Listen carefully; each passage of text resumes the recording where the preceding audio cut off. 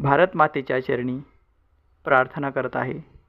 भारत मातेनं आजपर्यंत आम्हाला जे भरभरून दिलं त्याबद्दल मातेचे खूप खूप धन्यवाद। आज सर्व शेतकरी बांधव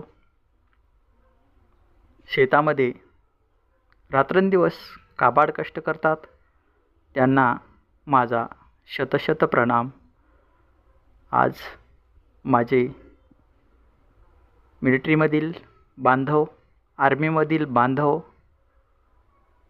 कमांडो, सैनिक, नौदल, SRP, पोलीस कर्मचारी हे सर्व देशाच्या